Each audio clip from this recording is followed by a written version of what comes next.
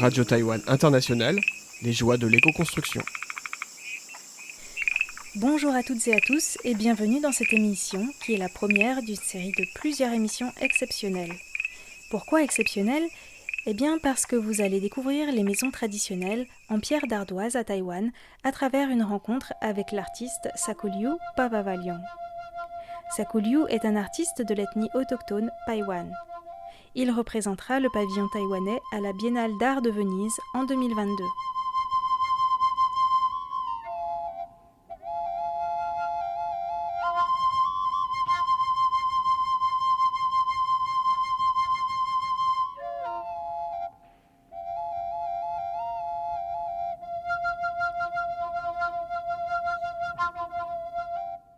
Le morceau que vous entendez est un morceau traditionnel joué à la flûte par Sakuliu Mananikai, le neveu de Sakuliu Pavavalion.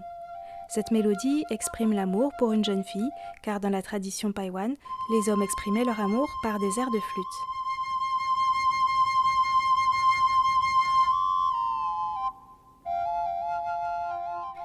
Comme je l'avais indiqué dans la toute première émission, 16 ethnies autochtones sont reconnues à ce jour par le gouvernement taïwanais. Elles forment au total environ 2% de la population et parlent des langues de la famille austronésienne. Taïwan compte environ 100 000 Paiwan, c'est le deuxième groupe le plus nombreux après les Amis. Les Paiwan vivent dans la partie sud de Taïwan, certains dans la montagne, comme Sakuliu, d'autres plutôt près des côtes. Les constructions traditionnelles des différentes ethnies autochtones sont très diversifiées et utilisent des matériaux tels que le chaume, le bois, le bambou et la pierre, selon ce qui est disponible à proximité.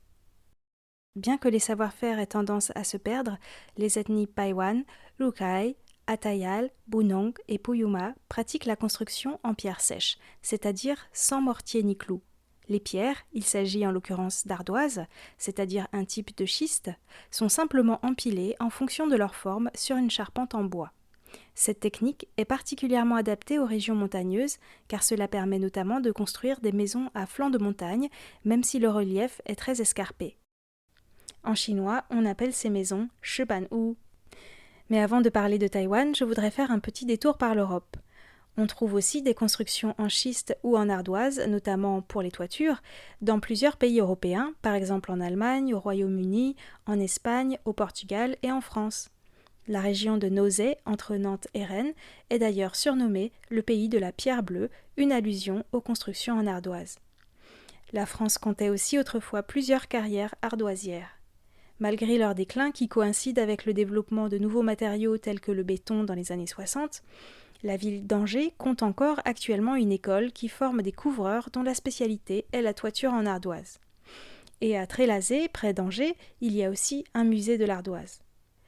En Asie, l'ardoise est traditionnellement utilisée à Taïwan et dans les régions montagneuses du nord de l'Inde. Aujourd'hui, certains architectes intéressés par les propriétés des matériaux géosourcés remettent l'ardoise au goût du jour dans des réalisations contemporaines à travers le monde. Pour en savoir plus, n'hésitez pas à consulter les liens qui se trouvent sur la page de cette émission et bien sûr les photos.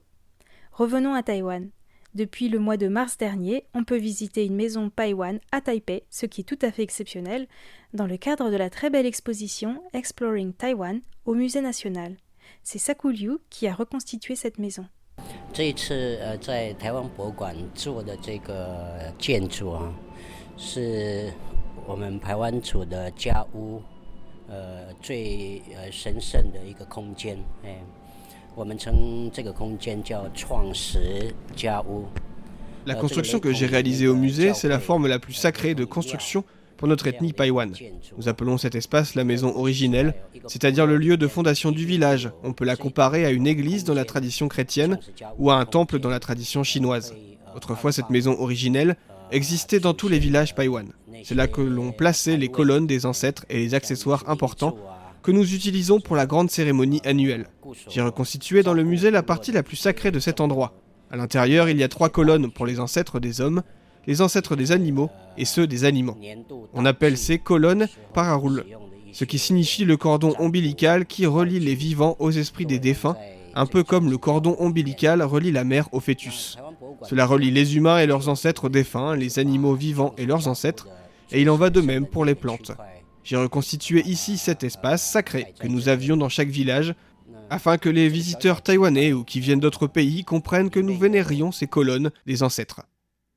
那这一次的空间装置里面，我也特别把火也把它营造起来。火其实是一个在我们的说法里面，它是一种仪式。每一次煮饭就好像Dans cette installation, j'ai en particulier reconstruit le foyer. Cet emplacement dévolu au feu. Pour nous, le feu, même quand on l'utilise pour faire de la cuisine, a une fonction rituelle. À travers la cuisson des aliments et l'évaporation de la fumée, les animaux et les plantes se transforment pour entrer dans le corps des humains. C'est la raison pour laquelle j'ai accordé de l'importance au feu dans cette installation. Par ailleurs, j'ai créé une vidéo animée sur le thème de la vie, pour montrer que quand un enfant naît, l'environnement dans lequel il grandit peut l'influencer toute sa vie. Rien qu'à travers cette brève présentation de Sakulyu, on se rend compte que pour comprendre l'habitat des Paiwan, on ne peut pas se contenter d'évoquer les techniques constructives. Il faut aussi comprendre leur vision du monde et comment leur société est organisée. Au fil des émissions, nous allons donc peu à peu entrer dans le monde des Paiwan. Et c'est un peu comme quand on tire une ficelle d'une pelote de laine, on commence à parler de l'habitat et on finit par évoquer la culture dans son ensemble, car tout est lié.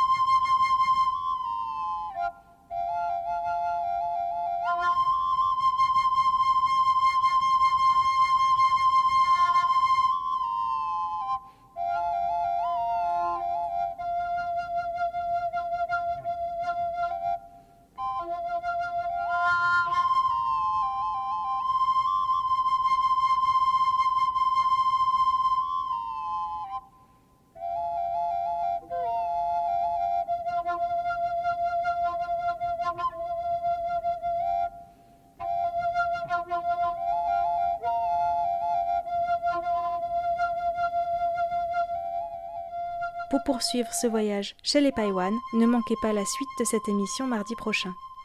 Il s'agit d'un voyage dans tous les sens du terme, un voyage dans le temps, un voyage imaginaire qui nous confronte à une manière différente de penser et de vivre, et aussi un voyage bien concret puisque je suis allée interviewer Sakulyu dans son village natal et c'était une petite expédition.